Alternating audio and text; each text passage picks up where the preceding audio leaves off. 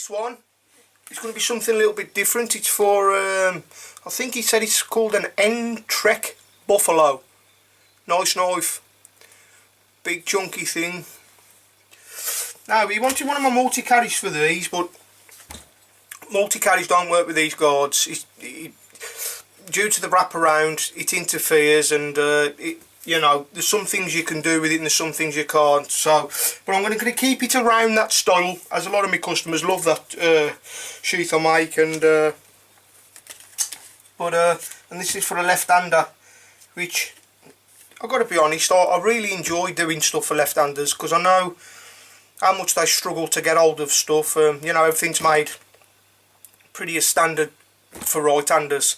So when I do get a commission, even though it's harder to make left-hand sheath, because everything's backwards when you're used to doing something the other way around all the time, I always enjoy it, because I know people with left-handed real struggle to get a sheath made for them, because not so much a custom sheath, you know, like a retail sheath, or, you know, most knives come with a right-handed sheath, because I suppose most people are right-handed. I don't know. I think they should give options for both. But anyway, you know, I love to do it for the left-handers, because, you know, I know they struggle to get a decent sheath for them. So I always enjoy that. This came with a Kydex sheath, and I've got to be honest, it's well, I don't really know. It's okay, I suppose. It's not the best. It's got good retention. I mean, there's a little bit of rattle in there, but it's not, I wouldn't say it's major. Aesthetically, I wouldn't say it's very nice, to be honest.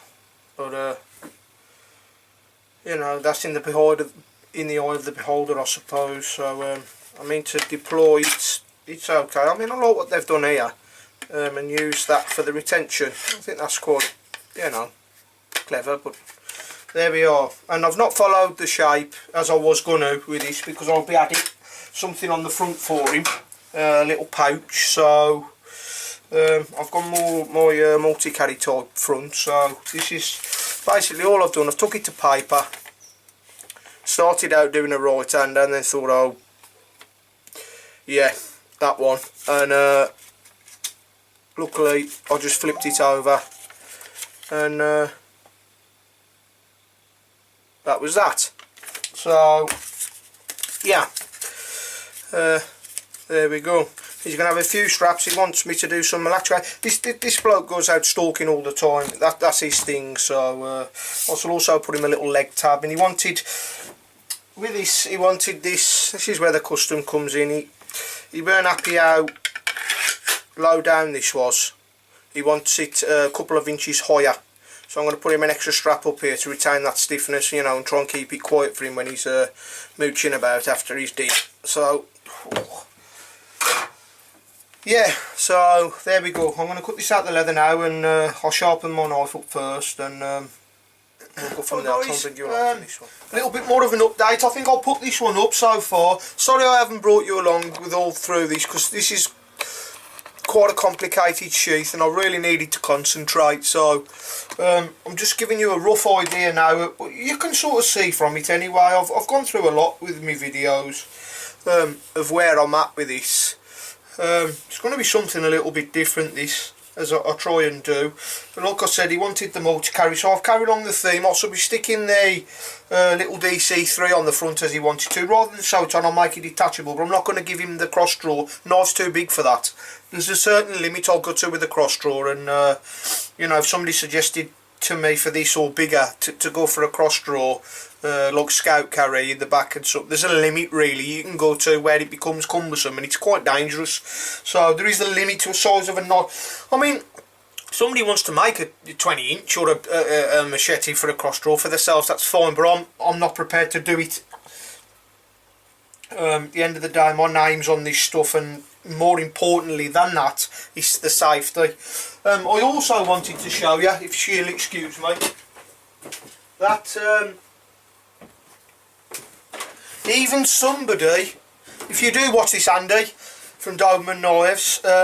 When we were talking, this might tickle you, you'll understand.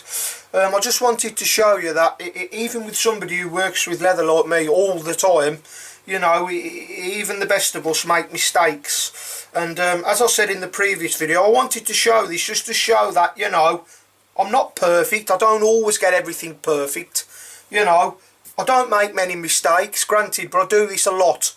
So, you know, and I've not got a bin full of mistakes. When I first started, I did. You know, obviously as you go along, you get better. But what I wanted to show you was, I cut it all out, and this is not a small piece of leather by any stretch of the imagination. And I cut it all out, done all the other stuff, and I thought, right. And I just had this sick feeling in my stomach, and when you've been doing this type of stuff for a while, you get to know something's not right. And I kept looking at the sheath and think, what's the matter, Lee? Well, you know, it's fine, you know, everything's absolutely lined up perfect, and I was super happy, and what's the matter? And then it dawned on me, left-handed, and what I'd done is I'd done it right-handed. So I had to go back. It's quite a bit wasted, really, and you work that out. That's no joke. This is a big old sheath. There's quite a bit of leather there.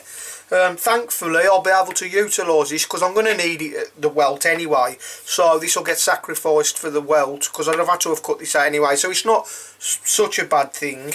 The welt will be the wrong way around. I prefer it the other way, but it's going to help. So it's not all lost. But as for this, I mean, what I'm going to use that for, I don't know. So if anybody has got another one of these, if you let me know with it before I decide to chop it up for other little bits of welts and stuff, just let me know, because the back part's already done. Anyway, so I thought I'd just give you a little insight into how this is going to look. I'm going to dye this in a minute, and yeah, it's going to be great this when it's done. I hope you can sort of see that.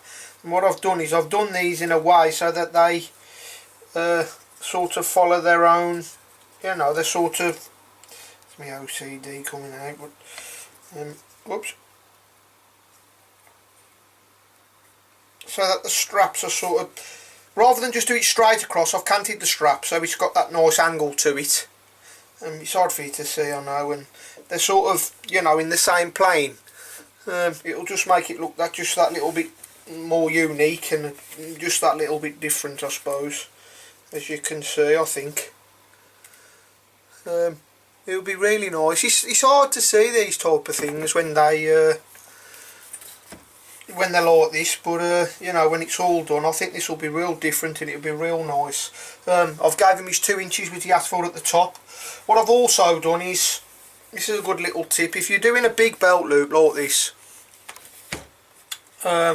what I'd suggest to do, or you know, this is something I do anyway, is I'll have that extra couple of holes, I'll stick a couple of Kydex rivets in here, and what he can do then is he can put a bit of paracord through, and then when he puts his belt in, and I've accommodated this for a 2 inch, when he puts his belt in, when he comes to deploy the knife, the draw, the belt's not going to go up and down, it's not, you know, it'll just stop there. I hope that makes sense. So if you make a big belt loop like this, which will be quite a big gap at the back, look, you know, you need to somehow figure out how to, so you've got a stopping point for deployment. This is where, you know, sitting down and a lot of this work is just a lot of thought. And like I said, I was having a conversation with John about, you know, when I'm designing a sheath and a customer approaches me about a sheath, the first thing I do is I try and put myself in his shoes, and I ask myself, and I ask him as well, you know, what's it for, what will you be doing? And the type of mindset you have to get into, I know he's told me already he does a lot of deer stalking, and this will be strapped to the side of his leg, so I know he'll be scooting around on the floor, he'll be on his hands and knees, and he'll be going through bushwhacking and stuff like that. So obviously I've chose Sam Brown studs for this rather than poppers, because they're quieter and they're going to spook the game. You know, it's these little things. I also know he won't want this flapping around, and that's why I've added this up the top. He'll want it nice and stiff, and I'll also stick some tabs on the bottom so he can attach that to his leg. You know, so when he is moving around, it's not going nowhere, it's not flapping and making noise due to what he's going to be doing out in the field. So when making a sheath, guys, you know, try and put yourself, obviously if you're making a wallet for somebody, you want to try and reinforce the stress points where wallets tend to give a lot. You know, you've got to take, rather than think of the aesthetics, think of the function. Think, you know, what's he going to be doing with this, and how can I make this last longer for him, and how can I make his life a lot easier when he uses it. Little things like the Sam Browns and stuff will make it quieter for him automatically. So when he gets this sheath, these things will automatically be done for him without having to think, or well, I need this or not. It's automatic. And I think that's where a good custom maker of leather goods, knives or whatever they make, somebody who's tries his best at what he does, you know, maybe thinks like this. Well, that's the way I think. I always try and put myself in that customer's shoes, and I always ask myself, what will he be doing with this? You know, if he wants it crossed, if he asks cross draw, or you know, which side will it do in the small of your back, and then I'll drop it down a little bit so it's not too much up. You know, but I suppose that's where getting out and using these things come in too.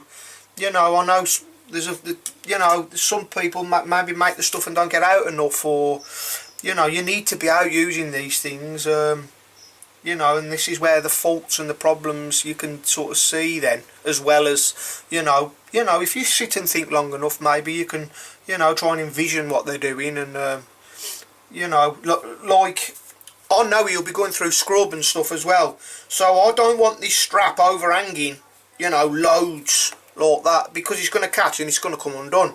You know, I only want a very minimal amount so that he can just literally just catch his finger on it and pop it open. Okay, my son's about to descend on me, so I'll leave it there for now, guys. Bye for now, Lee.